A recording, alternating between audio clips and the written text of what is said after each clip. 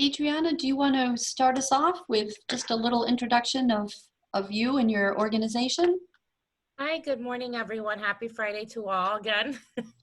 My name's Adriana Robina. I'm from Venture Community Services. I'm the Human Resource Generalist. Venture provides support for individuals with developmental challenges.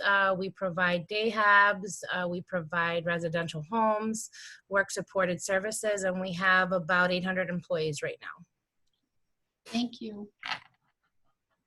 Vicki? Oh. I'm Vicki Layden. I'm actually with Apex Resources. We are a manufacturing company and I'm in HR. Welcome. Thank you. How about Lynn? Hi, my name is Lynn Thayer. I'm a team leader and a speech pathologist who works for Thome Springfield Infant Toddlers Early Intervention. Good morning. Morning. Beth? I am the business manager for Marketing Doctor out here in Northampton, and we are having a whole ton of fun. Sure. No doubt. No doubt. Carrie? Good morning. Hi. My name is Carrie Consign. I'm the clinical director at Thome Early Intervention Program, and we provide birth to 3 services in Springfield and the surrounding areas for families who need support. Good morning. Beverly? Hi, I'm Beverly Fine. I'm the Chief Human Resources Officer for Holyoke Medical Center in Holyoke, Massachusetts.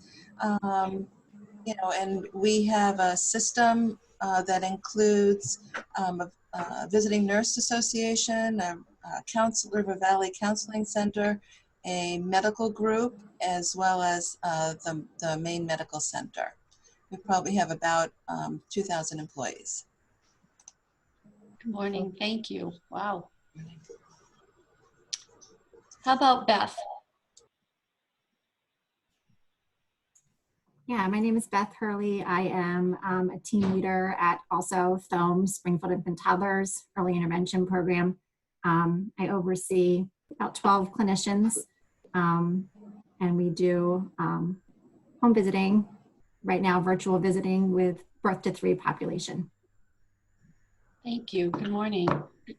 You know, I thought having everybody start out with introductions would be a great idea until I expanded my tile and see that there's a lot of people on this call. So we can continue with quick introductions if people are okay with that, or we can continue on with the presentation. That wasn't a poll mark, but I thought I might ask the question if folks What if we have them put an intro in the chat box if they'd like to, and that way Cheryl and Elaine can help you monitor the chat box so you get a feel for who your participants are, and then that'll give you time to move on with your presentation so we don't miss any of the good content. That sounds a great idea. Thank you. All right. And I see that Shannon, you've already done that. So thank you for taking care of that. So moving on, there is clearly no doubt that the coronavirus has taken a toll on the mental health of workers, especially for essential workers who are on those front lines. However, as most of us know, any employee can show signs of anxiety, whether they have concerns about contracting the virus, prolonged social isolation, or family members or friends who they know and love who are sick or have symptoms of COVID. Today, Cheryl, Elaine, and I are with you so that we can work collectively to identify ways in which you can all support your workforce emotionally as they return to work. And one thing that I had not done was provided just a brief introduction of MHA, the Mental Health Association. So MHA is a large nonprofit organization. We serve pretty much all of the Pioneer Valley. We have approximately 500, a little more than 500 employees, and serve just over 1,000 people every day. We have programs for those who are challenged by homelessness, mental health. We just opened our brand new outpatient behavioral health clinic called Best Life a year ago in April. We have programs for individuals with intellectual disabilities, acquired brain injury, substance use, and recovery as well. So MHA has been an organization that's been a part of the Pioneer Valley for just about 60 years now. I should have done that earlier, so thank you. So just a quick poll, if we just all wanted to take a quick minute, true or false, mental illness only affects a few people.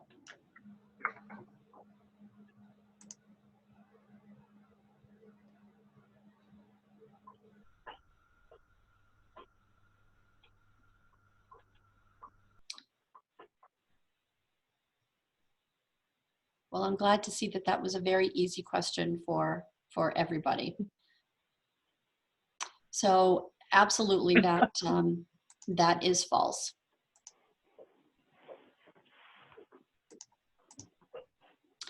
Actually, about 18% of adults in America have a mental health condition, which equates to just about 43 million people.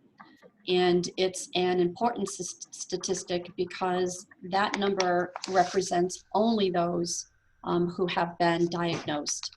We know for certain that there is a tremendous amount of additional individuals who have not actually been diagnosed with a mental health condition, but who are indeed challenged by their mental health.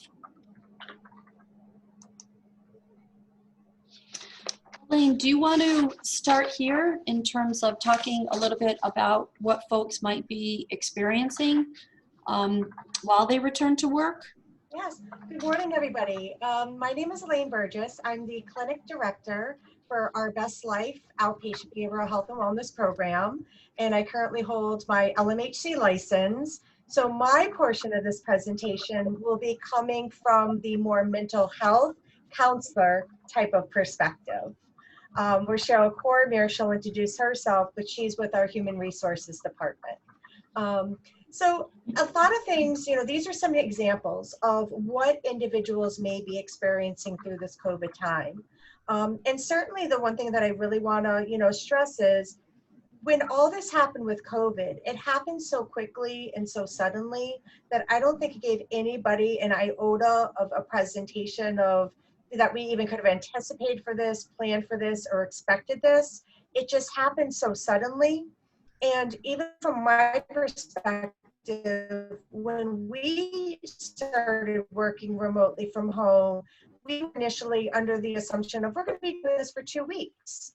But here we are, and this is now the end of week 14. Given the length of time that we've even been away from the office and we've been working remotely from home, there's such a slither of so many different feelings and emotions that even my staff and the patients that we serve have been experiencing. So when we're looking at, you know, what are some of these things that people could be going through? Naturally, there's always going to be that fear and the worry about the health and the health of their loved ones. So certainly folks may be really afraid to come back to work because they may have been home in their own little shell for the past several months, feeling, well, I haven't left my house. I haven't gone to anywhere but maybe the grocery store. If some folks even have gone to grocery stores. Or they may have experienced where they've gotten COVID themselves, or their family members or close friends may have experienced having COVID. And unfortunately, some folks have had to, you know, deal with the loss of family members because of this virus. People have experienced stress related to finances. There are some individuals who may have been laid off, they may have been furloughed, they may have lost their jobs completely. In addition, they've also had a reduction in their hours. So they've had to struggle financially with budgeting. How do I pay my bills? What do I do to support my rent, to support my mortgage, to support my car payment? So there's a lot of worry and fear and anxiety wrapped up around financials, especially for people who have personally experienced any type of a reduction in their planned income. As we know, stress, when people are feeling depressed, anxious, or stressed, there's certainly going to be changes in sleep patterns and eating patterns. So people may be having a lot of difficulty falling asleep or staying asleep, and other individuals might actually find themselves sleeping all the time or too much. Individuals may have difficulty with concentration. Certainly the worsening of chronic health problems. So if people already have some type of a medical condition, it's possible that it may actually have worsened during this time with the lack of ability to go to the doctor's offices or fears of going to the doctor offices. I have spoken with some individuals who even have had difficulty getting their medications during this time as well.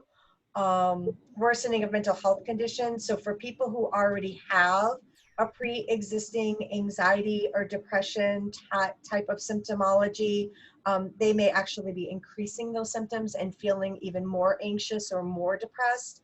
And certainly we've also seen an increase in the ways that people are turning to cope with the COVID and within these times. So whether that's an increase in substance use such as tobacco, alcohol, or other substances. And we could also see people who actually maybe have stopped exercising. They're eating differently, so they may not be eating as healthy as they once did. But we're definitely seeing a lot of differences in what people, definitely are feeling and what they're going through. And the one thing I always want to stress is, I've really found that this is such an individual process for everybody. And I've even started encouraging with my own staff, now that we are talking about coming back to work slowly, a lot of my staff are, kind of adjusted to working from home now. So their minds are going from but I've been working from home all this time and things have going well, why do I have to come back to work? They might even be comparing, well, I know other organizations who are working from home. Why can't we work from home? So there's definitely a very large expanded plethora of what people are experiencing, what people are feeling and going through. So it could be a number of anything. So what I'm learning in my practice is just always be prepared that everybody is so individual that they may be coming to me with something that's unique for them that maybe I didn't think of, as we were talking about reintegration plans. Thank you, Elaine. And you brought up a really good point, because as people begin to return to work, some of the issues that you have we have listed on the screen, I'm assuming will only be heightened or exasperated because of their return to work. Right.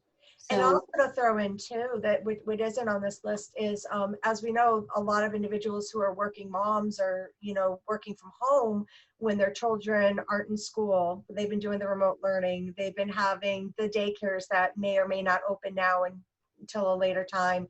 Camps may or may not be happening. So there's also that feeling too of, well, what am I doing with my children? How do I effectively return to work when I'm still managing the care for my children as well? right. It's an excellent point, Elaine. Thank you. Did anybody have any thoughts on this particular slide? Anything to weigh in on or to offer before we move on? No?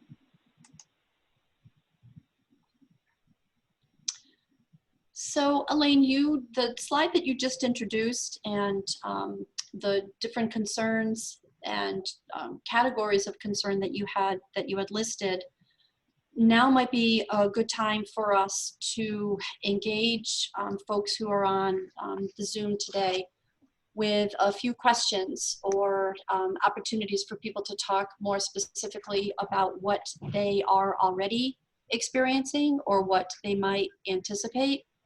So thought maybe just a first question for us to start with would be asking the group, as they prepare for their employees to return to work, where does mental health stand on your list, or where is mental health in your list of priorities? Give me 1 second and I'll unmute everybody. If somebody wants to put themselves back on mute, they can, but this way everybody can speak.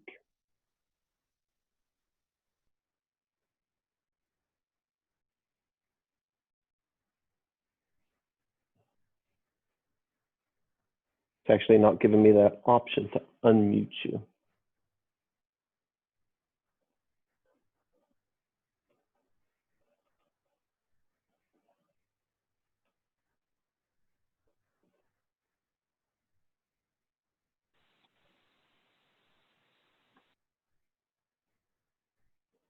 All right, go ahead, Cheryl.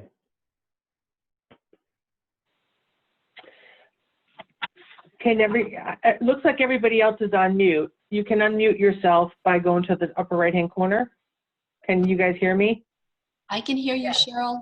Yes. Okay, thanks. Good. Okay. So So please repeat. go ahead, Adrian. And the question was, as you're preparing for your employees returning to work, where does mental health stand on your list of priorities?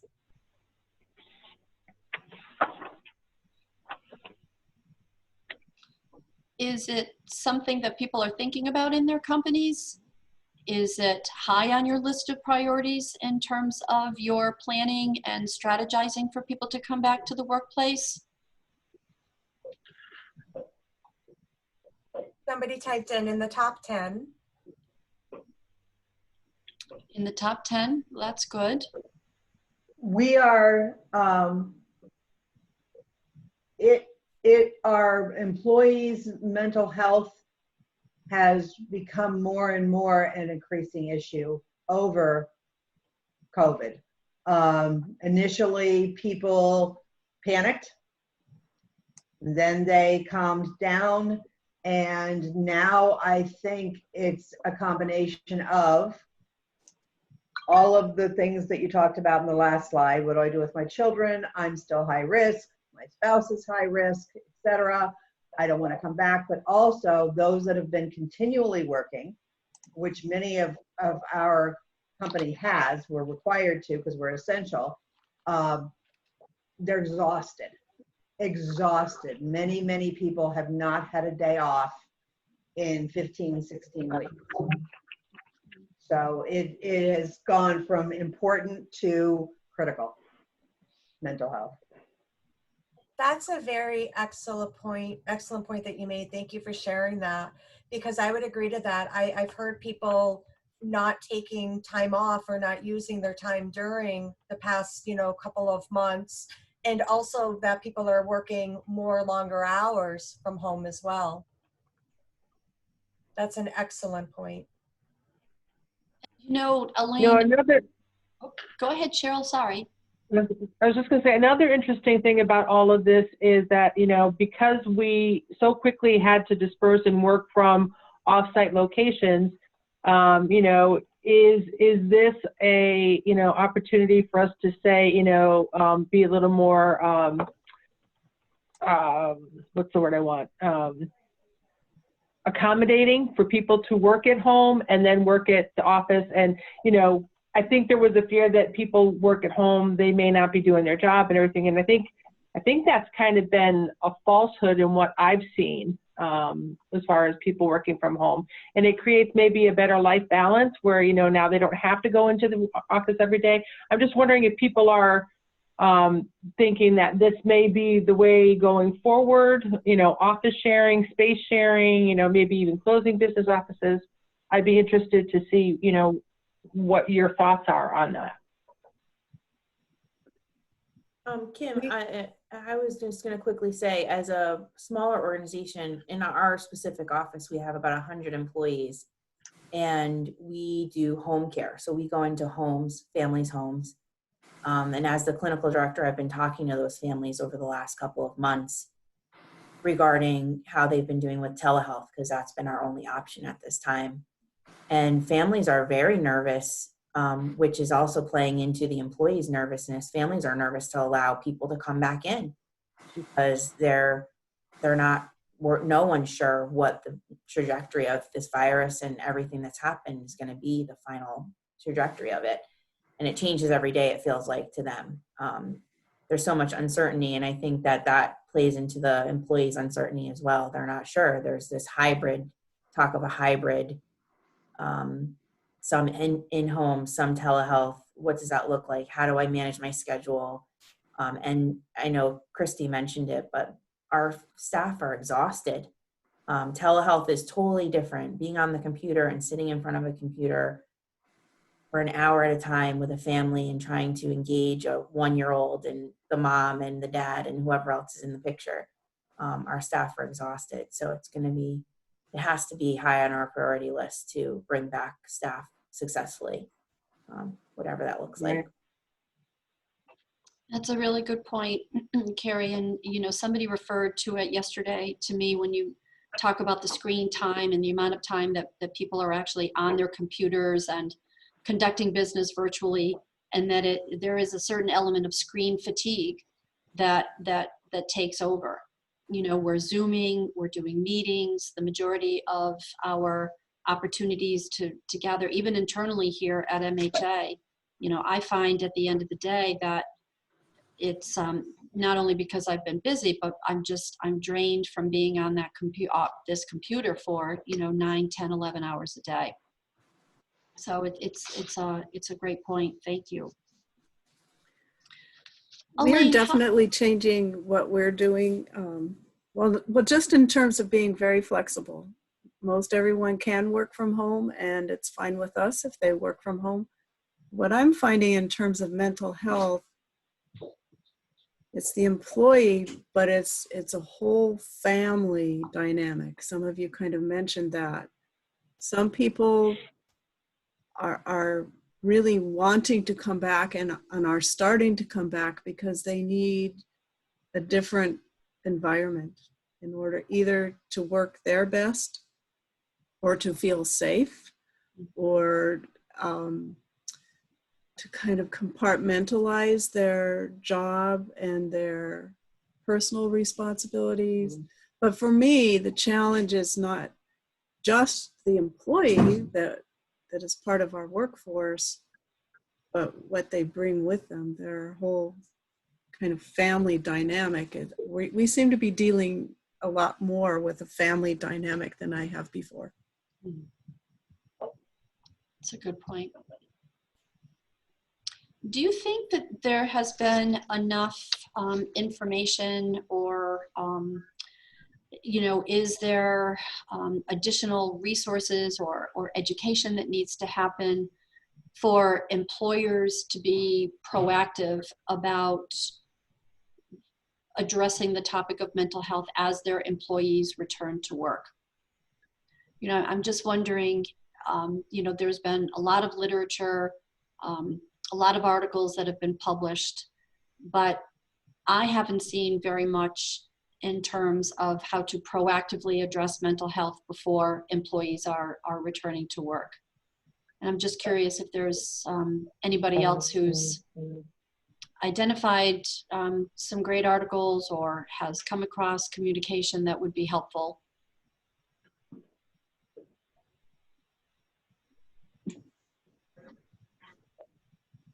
Yeah, it's been difficult, even in preparing for today's conversation. It wasn't information that was readily available. So while we are definitely on the topic of mental health, and thank you, Suzanne, for your last comment, very much appreciated. So Kim, our next, I'm sorry. I think one person might have a question. Oh, Beverly, okay. do you have a question? No question, just a comment. I think the EAP programs at each organization are going to play a critical part. And with their education, whether it's, virtual or, in small groups, where employees know that they're a resource and can certainly reach out to them. But I think working closely with our EAP programs and providing that support is critical, whether they're working from home or back at work. Absolutely. Thank you. It's a great point, Beverly.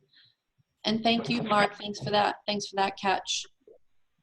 I think the education piece, I know what we're doing is just communication. You can't stay silent in a time like this. Right. You have to really tell your employees what your action, your mitigation, your action plan is, your return to work plan, as far as these are the protocols and these are this is the guidance that we're providing you, that we will have in place when you return to work.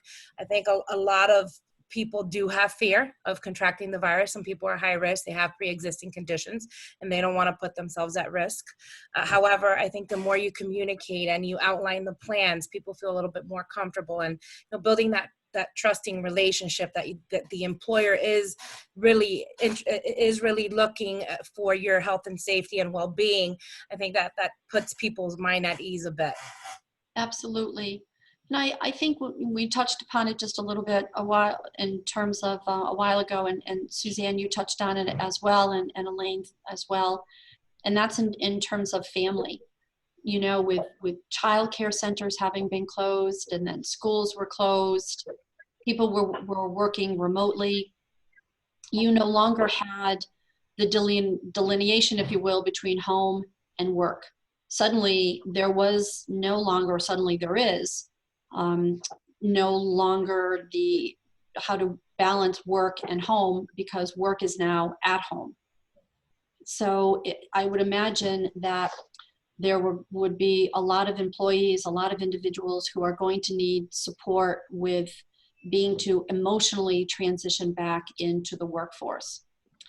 And Elaine, how might employers address that? I know we should be taking a poll right now, but just how, in addition to what Adriana had said in terms of being proactive, Beverly mentioned working with employee assistance programs, but what are some of those things that employers might be able to do now to alleviate anxiety, uncertainty, fear from their employees?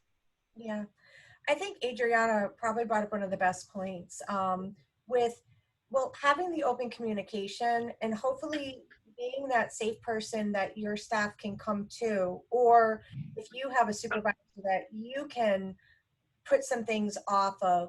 One of the things that we've done at my agency with our clinic employees is we've had daily meetings. So ever since we all went out on the COVID, we have had where we meet every single day through a life-size Zoom style meeting to do a check-in of how people are feeling. What are people's fears? Sometimes we've laughed through this process just to keep it a little bit less work related. But for my staff, they've really appreciated being able to feel that whatever it is that they were feeling, that we could be a safe sounding board for them to validate what they're feeling. But yet at the same token, as we're planning on coming back to work, what I'm finding is the most helpful direction now, because it's going to have to happen for people to return, is exactly what Adriana is referring to, which is we're talking about these are the protocols that are in place. This is what MHA has done with an organization where we have sign-in sheets, we have temperature checks, we have increased hand sanitization sections, there's masks, there's PPE. So just really letting people know that these are the steps that were taken to be as safe as we possibly can be for people's return to work. Because I completely agree with Adriana. We can talk about what people's resistance are, what their fears are, which is part of it. But at the end of the day, it's also, how are you keeping me safe? What are you doing to help me to feel that if I'm coming into the office and I'm coming back to work, that I'm going to be safe there? So by being able to talk about the guidelines and the precautions and the things that we are doing, and as people are, trickling in a little bit and they're seeing these things and they're able to say, okay, this does feel much safer. We do have certain precautions. There are ways that we're doing this step by step. So it's listening, but again, it's going back to what we're doing to keep people safe.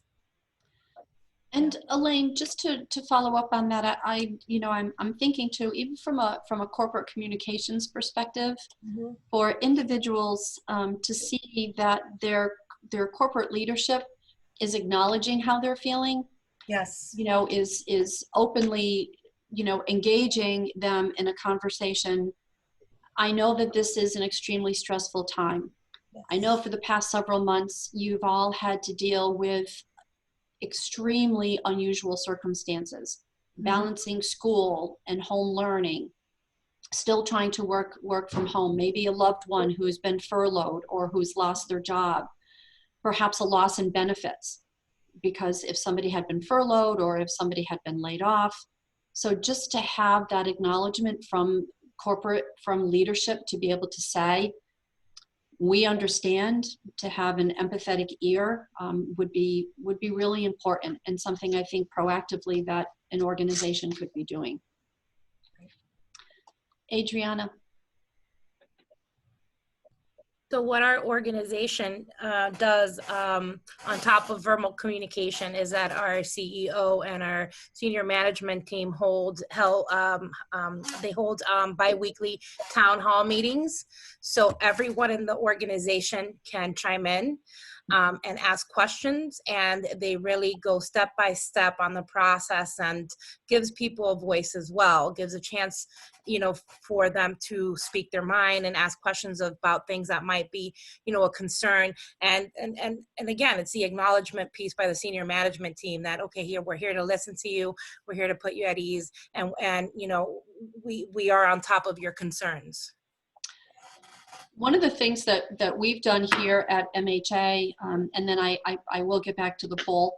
One of the things that we've done here at MHA is individuals, clinicians from our Best Life clinic have actually conducted support groups. Mm-hmm. So we have had a standing meeting for all of our direct care staff, for our management, for anybody within the MHA organization who has just wanted time to talk about how it was that they were feeling and the situations and circumstances that they were dealing with personally. And it was really a great experience. Elaine, do you want to talk just briefly about that, those support groups that you've had for our own staff?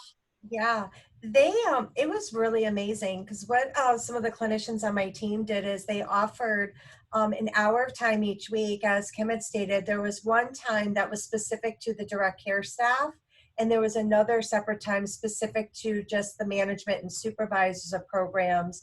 And what it did is it allowed an hour each week for folks who felt like they wanted to come to just see other people, to be a part of something. There were times that people absolutely spoke about their fears. They talked about what it was that they were anxious about, or anything that they were feeling during this time.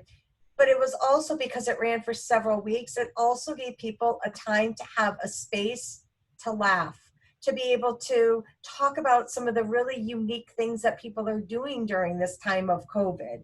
You know, projects or things that they're doing around their yard, people who are involved in genealogy. There's just such an amazing amount of wealth of information that people even got to share with each other on a more personal level of what they're doing to just help themselves get through this time. And people came up with just some beautiful, amazing ideas. And it was such team building, because people then got to see, as I think somebody had said earlier, each other's homes, each other's pets. So it just gave more of a bonding team style of experience. And it's a feeling of, I'm not in this alone. You know, so that space was really meant to be however the folks that joined that day wanted it to be, because they didn't put it forth to be overly therapeutic, because they felt if it was group therapy that people wouldn't come. So they just left it as, you know, we're going to just keep the store open, and what people bring, what people want to talk about, it's just an open forum. And it really presented a beautiful space for a lot of, you know, folks throughout our organization. And as Kim said, you know, we have over 400 employees. So it was just beautiful to have that allowance, to have those times that people knew this is here if you want it, in addition to EAP. And it's been reassuring too, because there have been other companies in the area who have reached out to us, who have asked us to conduct those support groups for their employees as well. So it was reassuring to know that, you know, there were certainly, as all of you, there were other organizations in the community who recognized how important it was to provide their employees with that kind of space. Right. So back and I to think another.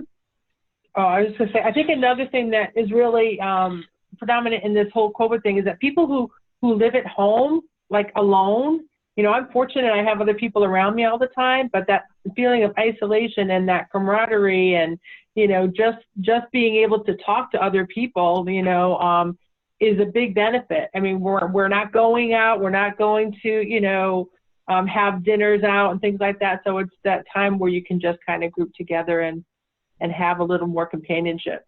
Right. Thank you, Cheryl.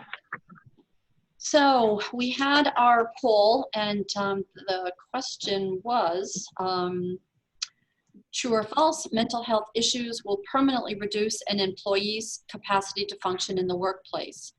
And we had 44% of our attendees say true, and 53% say false. So it was really close.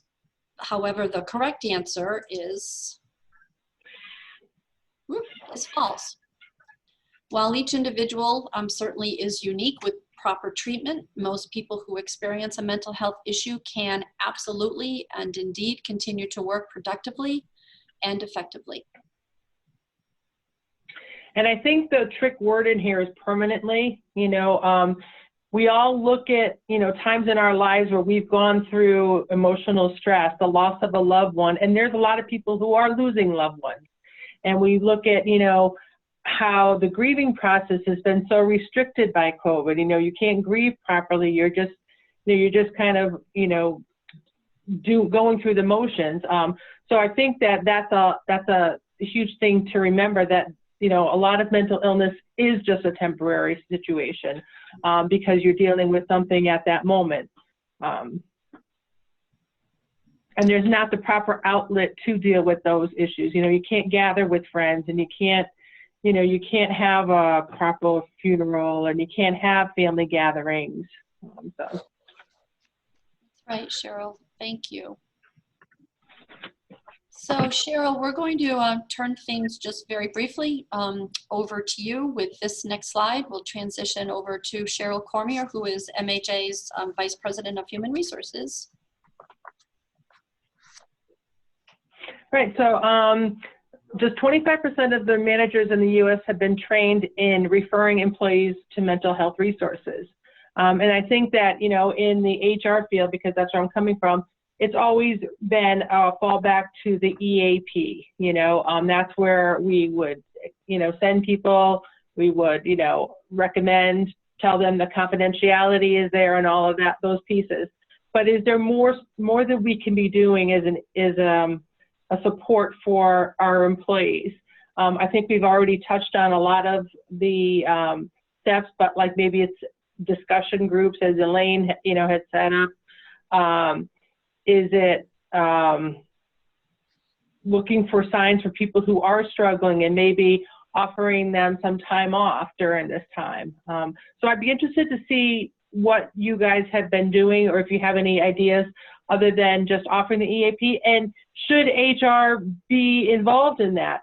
Is that something that you feel that the HR department should be doing, you know? So I'm just going to open it up to, you know, a group discussion as to what are some of the ways that we can deal with the stress and the anxieties that are going on right now. I can share a very, very personal experience. Unfortunately, my father passed away, not of COVID, but it was his time. And being HR, being the business manager, I just plugged through every single day and kept my nose to the grindstone, and nobody knew that I was sitting at my desk crying every day. Yeah. Every single day. And it finally came to a head, and thank God I have an amazing management team that were there to scoop me up and talk and said, do you need us to help you? And I didn't realize, because I was in such a bad space in my head, that I needed help. And I am so thankful for everything that they've done for me. It speaks so many volumes to the types of people that I work with. And, you know, if they hadn't shown me that mirror and said, you're really struggling, how do we help you? I don't know, you know, how much further down the rabbit hole I would have gone. You know, Beth, and thank you so much for sharing that. And it's such an important point, because it makes me realize, and we talked a lot about this when we were putting the presentation together, and that's that, you know, when people come into work and physically they're not feeling well, people don't have any qualms in terms of telling you how they're feeling. You know, they'll tell you all about their upset stomach and what happened the night before. They'll tell you all about their sore back or how their knee hurts, or, you know, the headache that they've had, or the stuffy nose from the cold. But when it comes to individuals talking about how they're feeling emotionally, to feel comfortable to talk about their own mental health, there's still a little bit of a struggle. You know, there is still an unwillingness for many people, not all, but there's still, you know, that unwillingness to share how they might be feeling emotionally. And I wonder, you know, just a question to go back out to the group is, do you think your employees would feel comfortable sharing with you how they're feeling emotionally? Are those topics of conversation that come up day to day? And do you think your supervisors and managers would feel comfortable having conversations about an employee's mental health?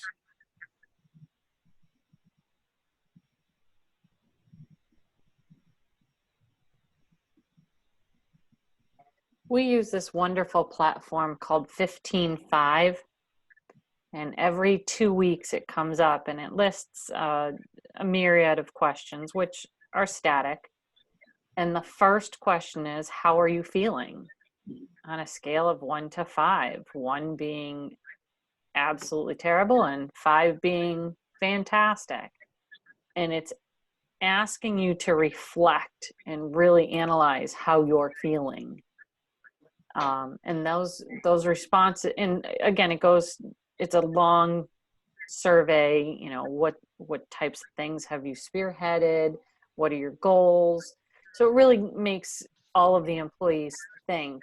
And I looked back on my own responses, and I can tell you, I was not honest. Yeah. Because I was afraid to put it in there.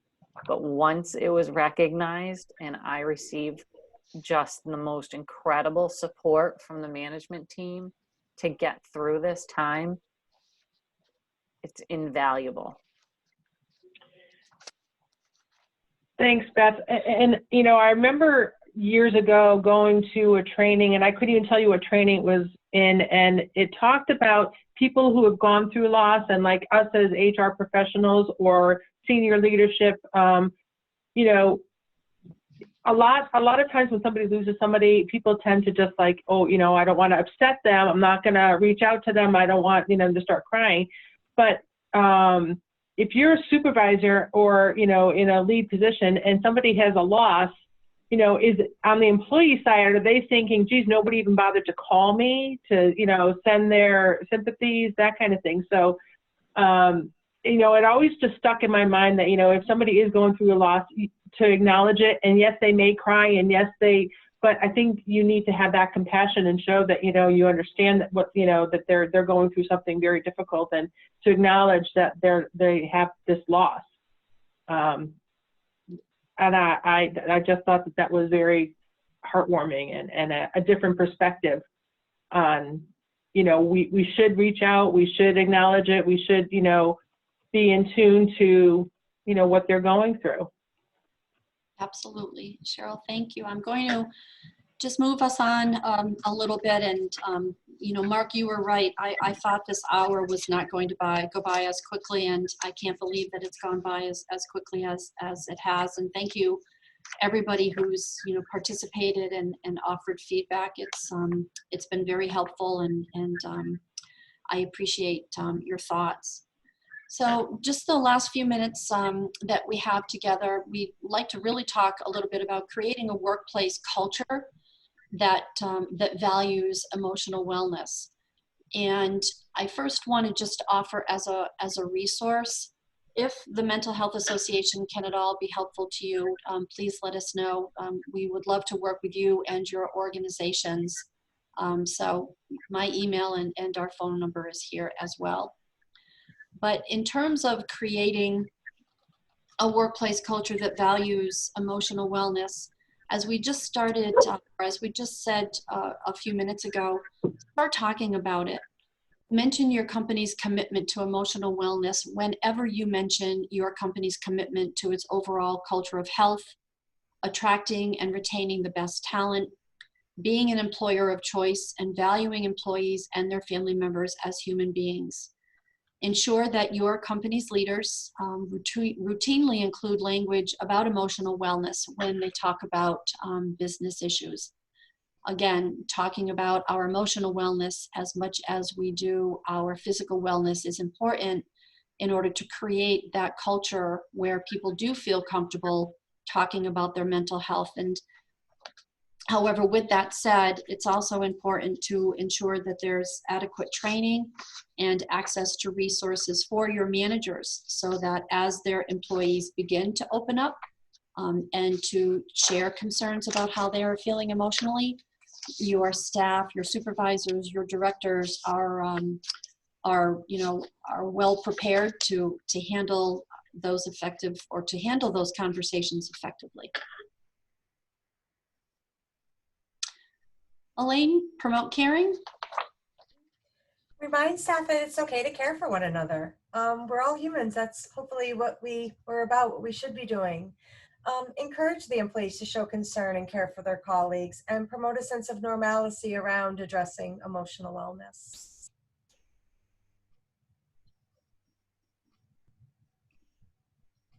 Cheryl? I had to mute. So yeah, train your leadership to identify emotional stresses. Is really great performer that you've had in the past now, falling short on things? What are the reasonings? Have that conversation with your employee, and refer employees when they do need to reach out for some wellness resources, and have those options available to them.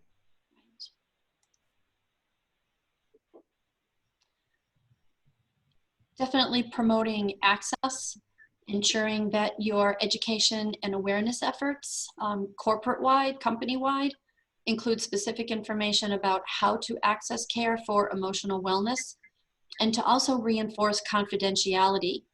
It's still so interesting to us, and Cheryl, from an HR perspective, I'm sure can talk more about it, but there is still that hesitancy for people to talk about how they may be feeling from a mental health perspective, because they don't know what that might mean.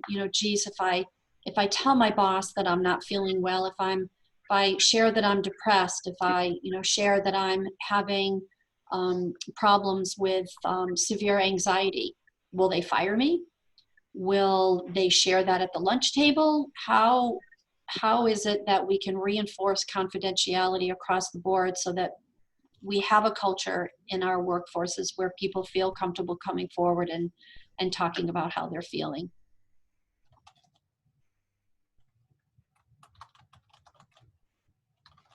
Elaine? Yeah, I have a question for you. Oh, sorry, Mark. And that's okay. So should managers be mindful that there could be secondary effects that they're not realizing, either HR people or managers? So for example, you're the HR person like Cheryl, and you're dealing with everybody else's problems. You think you're handling it okay, but maybe you're not. Right. Can companies have counselors come on site? Is that doable? Oh, absolutely. In fact, one of the slides that I didn't include in this, Mark, just because I was concerned about time, but Noodles Company is a large firm, and several times throughout the year, they do just that. In addition to EAP, because they know EAP may not necessarily be, accessible on the weekends or 24 hours a day. So, and there is still some hesitancy from employees to use employee assistance programs because they're not sure how those conversations are shared or perhaps not shared. But you're absolutely right. Being able to bring counselors in on staff and also utilizing technology like telehealth. Best Life, for example, has our own, which is TeleWell. And so do you have a place within your workplace, within your business, that is a quiet space where people can go in and they can utilize TeleWell during the day? Do you promote access during the day, whether it's on their lunch hour or, you know, a break that they might have, so that people can have that counseling time during the day when they need it? So absolutely, Mark. And it's also a really good point, and you did touch on it, and that's that, you know, everybody on this call today is some way, shape, or form responsible for how other people are feeling. And Elaine, you can define this much better than I can, but there is that transfer that can potentially happen where you're talking with an employee, they're sharing something that's happening in their life, they're sharing how you're feeling, and it's hard for you to not now own that yourself. Having that transfer. And again, I am not an LICSW, but Elaine, I'm sure you could define what that is. But it's a good point, Mark, because again, individuals who are on this call today are all charged with helping everybody else in the organization feel better. And so how is it that they're able to take a moment to make sure that they themselves feel well emotionally too? Oh my gosh, that's it. This is the end. Wow, an hour has gone by. Again, thank you all so very much. Elaine, Cheryl, and I really looked forward to having this conversation with you all today, and we're hopeful that it has a very meaningful and measurable impact on all of you in terms of helping to cascade out some of that messaging in terms of starting conversations and having a dialogue about how people are feeling emotionally. You know, mental health, we all have it, just like our own physical health. And some of us have great physical health, and some of us, you know, from time to time need a little help, both physically as well as emotionally. So you have my email, you have our 844 number. But in closing, does anybody have any last minute thoughts or questions or comments that they'd like to share? I did upload a handout for everybody in the chat a couple times if you want to pull that down. And Beth also shared the company that she was talking about in the chat. It's 155.com, 15, and then FIVE.com. And thank you for sharing that, Beth. Appreciate that very much. Well, I guess that is it.